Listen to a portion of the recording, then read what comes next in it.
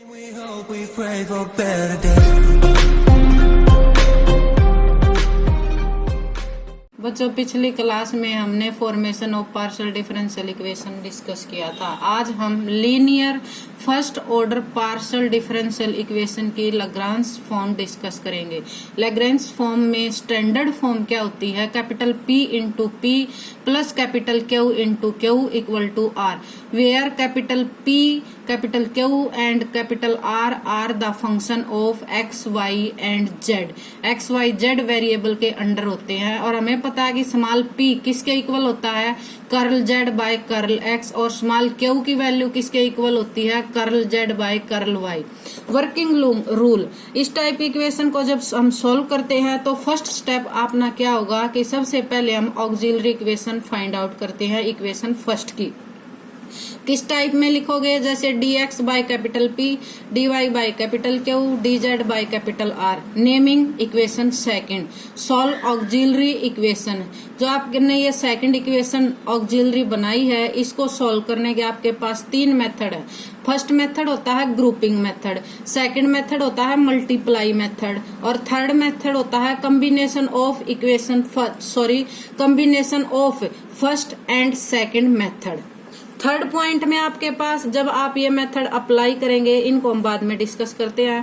Third point में जब हम इन तीनों मेथडों में से कोई भी मेथड यूज करते हैं तो उसमें आपके पास सॉल्यूशन निकलेगा।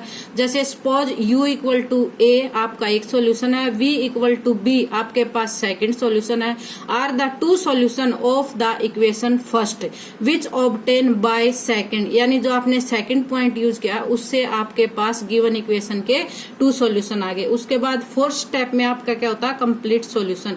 कंप्लीट सॉल्यूशन में आप कैसे लिखोगे? जैसे f u comma v equal to 0, u और वी की वैल्यू अपने पास थी ए और b, f A comma B equal to 0। इसको मैं ऐसे भी रिप्रेजेंट कर सकती हूँ जैसे U equal to F V और V equal to F you.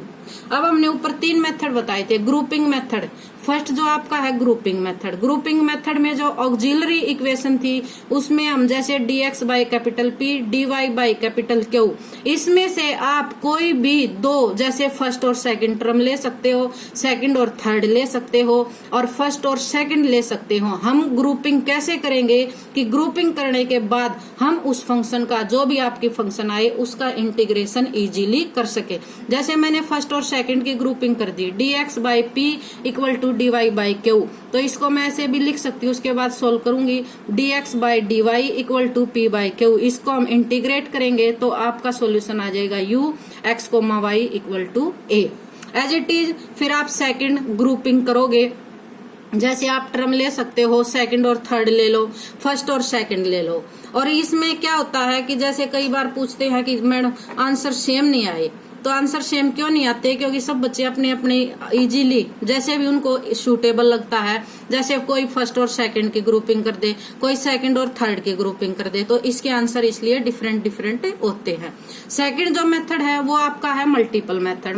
Multiple method में हम क्या करते हैं कि जैसे हम तीन मल्टीपल चूज करेंगे, और वो मल्टीपल कैसे चूज करते हैं कि जैसे मैंने यहाँ पर चूज किया P1 Q1 R1, ये हमारी ऑक्सिलरी इक्वेशन थी। ऑक्सिलरी इक्वेशन में ऊपर हम तीनों को ऐड करेंगे और जो हमने मल्टीपल चूज किए हैं उनसे मल्टीप्लाई करके P1 dx plus Q1 dy plus R1 dz, और नीचे भी मल्टीप्लाई करोगे P1 plus Q1 plus R1। और हम इस मल्टीपल को कैसे चूज करते हैं कि जो आपका डिनोमिनेटर है, यानी जो नीचे वाली टर्म है वो 0 हो जाए। लेकिन ये कोई जरूरी नहीं है कि जो नीचे वाली टर्म है वो आपकी 0 हो जाए। कई बार क्या होता है कि ये 0 नहीं भी होती, और 0 नहीं होती तब हमारे पास 4 होती हैं, और उसमें हम फिर दोबारा से ग्रुपिंग मेथड लगाते हैं। जैसे फर्स्ट और फोर्थ का ले ले, सेकंड और फोर्थ को ले ले, किसी भी दो को ले ले, कि जब हम उसको सिंप्लीफाई करें तो हमारा इंटीग्रेशन इजीली हो जाए। तो दोनों कंडीशन हो सकती है, यहाँ पर 0 भी आ सकता है और यहाँ पर समथिंग कोई वैल्यू भी आ सकती है।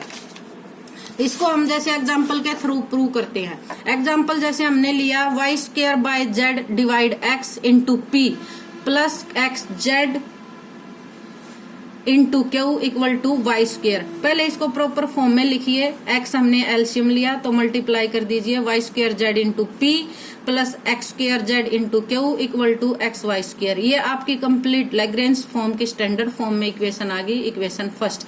यहाँ पर कैपिटल पी की क्यू जैसे वाई स्क्वायर जेड है, कैपिटल क्यू की वैल्यू एक्स स्क्वायर जेड है, कैपिटल आर की वैल्यू आपके पास क्या है, एक्स वाई स्क्वायर। उसके बाद आप ऑक्सिलरी इक्वेशन बनाते थे इक्वेशन फर्स्ट की, तो क्या था, D x by capital P, D Y by capital Q और D Z by capital R. हमने यहाँ पर कैपिटल पी क्यू आर की वैल्यू पुट कर दी। अब आपके पास तीनों है। फर्स्ट हमारा था ग्रुपिंग मेथड, सबसे पहले हम ग्रुपिंग मेथड ट्राई करते हैं। तो जैसे आप चेक कीजिए कि अगर मैं फर्स्ट और सेकंड दोनों टर्मों को ले लेती हूँ, तो उसके बाद अगर कुछ टर्म कैंसिल हो जाती हैं, तो हम जब इंटीग्रेशन करते हैं तो वो इजीली सॉल्व हो जाएगा। सेकंड और थर्ड को भी चेक कर सकते हो और फर्स्ट और थर्ड को भी चेक कर सकते हैं। जैसे मैंने यहाँ पर 2 पार्ट लिए, फर्स्ट और सेकंड इक्वेशन सेकंड के। D x by y square z equal to d Y by x square z, z z both side cancel, d x by y square equal to d Y by x square, which imply cross multiply कर देते हैं, x square d x equal to y square d y. Integrate करेंगे तो x square का क्या आ जाएगा, x cube by 3 और Y square का क्या आ जाएगा, इधर ट्रांसफर कर देते हैं, minus Y cube by 3 equal to C1। 3 हम एलसीएम ले लेते हैं, x cube minus Y cube equal to 3C1। कोई अनदर कांस्टेंट पुट कर दिए 3C1 को, जैसे हमने सपोज कर लिया इक्वल टू A।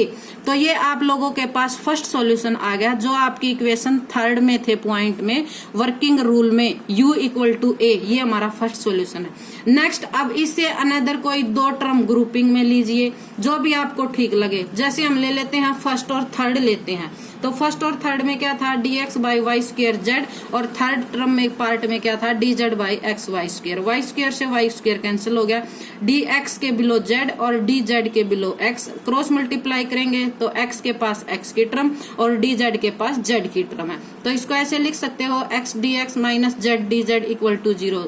इंटीग्रेट कीजिए तो x square by 2 minus Z square by 2 equal to C1। LCM ले लेते हैं, x square minus Z square equal to 2C1 equal to B।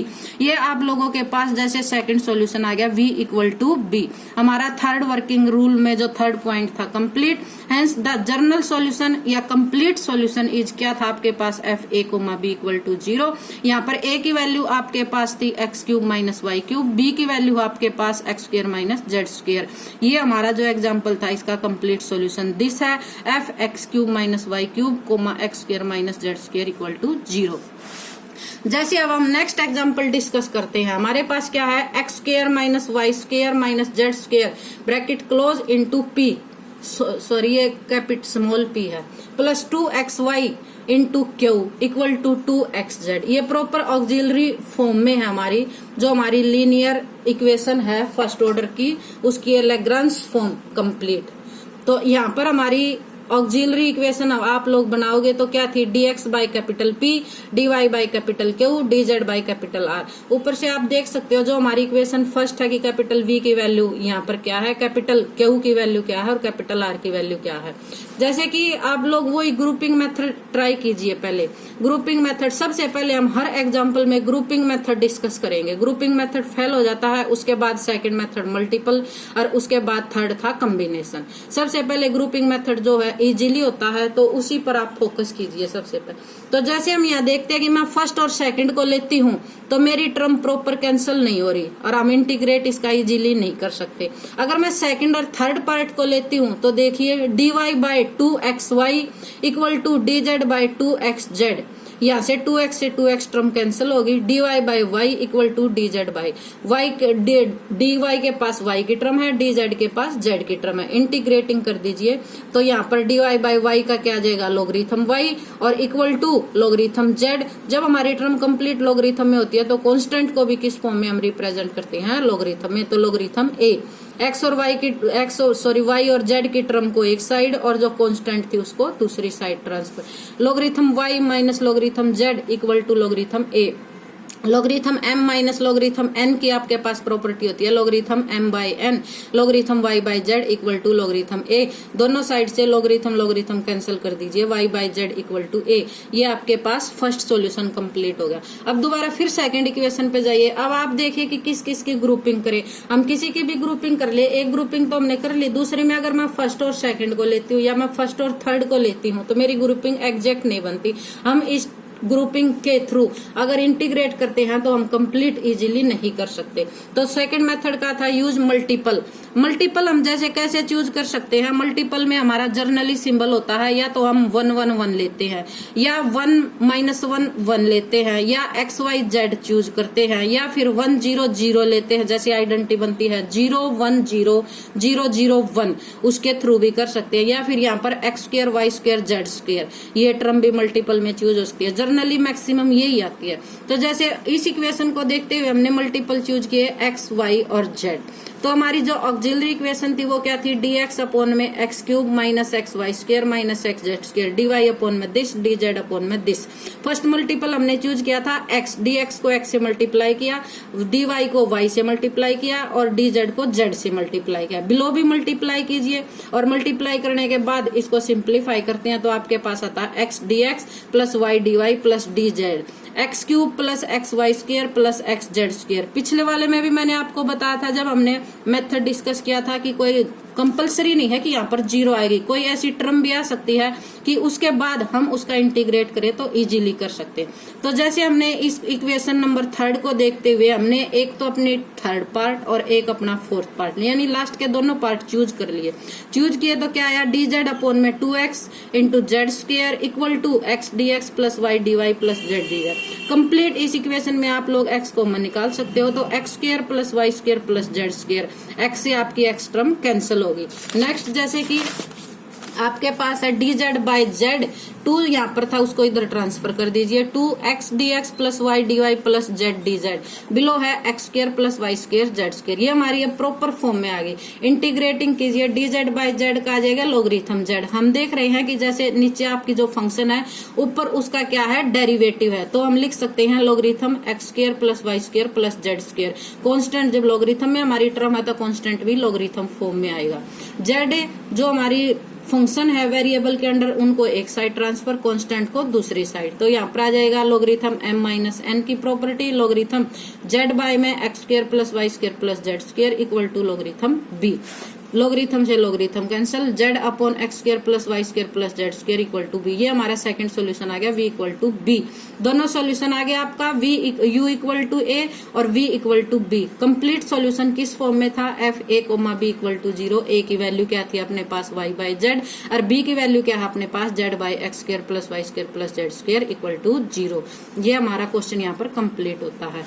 एक क्वेश्चन हम और लेते हैं, जैसे कि solve z minus y into p plus x minus z equal to q equal to y minus x. ये हमारी प्रॉपर लैग्रेंजस फॉर्म में है, स्टैंडर्ड फॉर्म होती है जो, और इसको नेमिंग कर दीजिए फर्स्ट।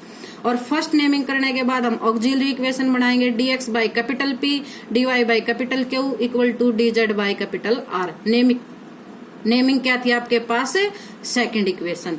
अब जैसे कि हम पेयर बनाते हैं, ग्रुपिंग करते हैं, हम फर्स्ट और सेकंड की ग्रुपिंग करें तो आप देखिए कि इसका इजीली इंटीग्रेट कर सकते हैं। अगर आप सेकंड और थर्ड को चूज करते हैं, अगर आप फर्स्ट और लास्ट को चूज करते हैं तो किसी में भी हम इसका इजीली इंटीग्रेशन नहीं कर सकते। तो सेकंड हमारा मेथड था मल्टीपल। मल्टीपल में मैंने आपको बताया था कि मल्टीपल कैसे चूज करते हैं। तो जैसे हमने इक्वेशन सेकंड को ऑब्जर्व करते हुए हमने मल्टीपल चूज किया, जैसे 1 1 और 1। तो फर्स्ट को हमने dx को 1 से मल्टीप्लाई किया, dy को भी 1 से और dz को भी 1 से, और अबव भी ऐड कर दिया और बिलो भी ऐड कर दिया मल्टीप्लाई करके।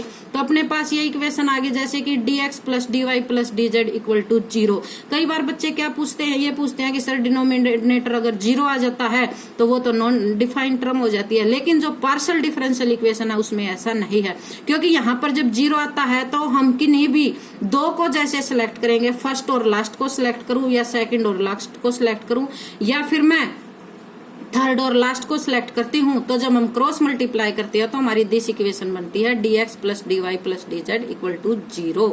तो यहाँ पर ये नहीं है हमारी पार्शियल डिफरेंशियल इक्वेशन में, क्योंकि जो हमारी फंक्शन है वो हमारे यहाँ पर कांस्टेंट नहीं है, वो यहाँ पर हमारे वेरिएबल है।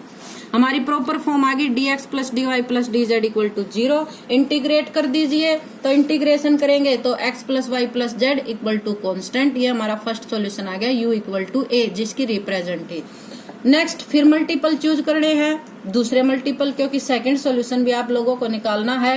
तो इक्वेशन को ऑब्जर्व करते हुए जर्नली आप लोग देख सकते हैं कि अगर मैं फर्स्ट को x से मल्टीप्लाई करूं, जो फर्स्ट टर्म है, सेकंड को y से और थर्ड को z से, और न्यूमरेटर में ऐड कर दूं और डिनोमिनेटर को मल्टीप्लाई करके ऐड कर दूं, तो हमारे पास ये टर्म आती है x dx plus y dy plus z। इसमें भी आपका डिनोमिनेटर क्या बना, 0। पिछले एग्जाम्पल में हमारा डिनोमिनेटर 0 नहीं बना था, तो हमने कोई भी 2 पार्ट, यहाँ पर भी हम 2 पार्ट ही सिलेक्ट करते हैं। जैसे फर्स्ट और लास्ट को लेती हूँ तो मैं क्रॉस मल्टीप्लाई करूंगी तो मेरे पास ये प्रॉपर टर्म आती है कि x dx plus y dy, क्योंकि जब 0 से मल्टीप्लाई होगा तो ये उसको 0 कर देता है।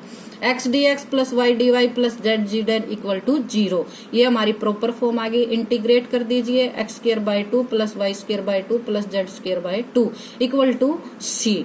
एलसीएम ले लीजिए, x square plus y square plus z square equal to 2c। Another constant naming कर दीजिए b, तो ये अपना सेकंड सॉल्यूशन आ गया, x square plus y square plus z square equal to b, यानी v इक्वल टू b। हमारे दोनों सॉल्यूशन आ गए, first solution, second solution. Proper form क्या थी कंप्लीट सॉल्यूशन में, f a comma b equal to 0, और हम a और b की वैल्यू पुट करते हैं, f x plus y plus z, ये a की वैल्यू थी, और b की वैल्यू अपने पास है x square plus y square plus z square equal to 0।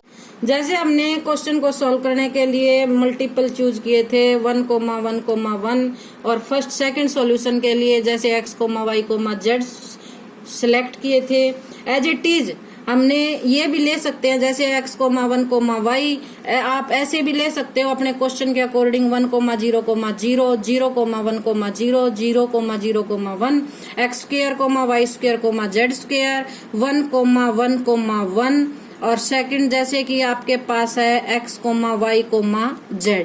Maximum time आप ये ही मल्टीपल सिलेक्ट करोगे तक मैक्सिमम क्वेश्चन में, अदरवाइज किसी क्वेश्चन में कोई डिफरेंट भी आ सकता है, नहीं, लेकिन जर्नली हम इन्हीं मल्टीपल का चूज करते हैं। तो ये हमारा जो आज का टॉपिक था ये कंप्लीट होता है। नेक्स्ट क्लास में हम इसे नेक्स्ट टॉपिक डिस्कस करेंगे।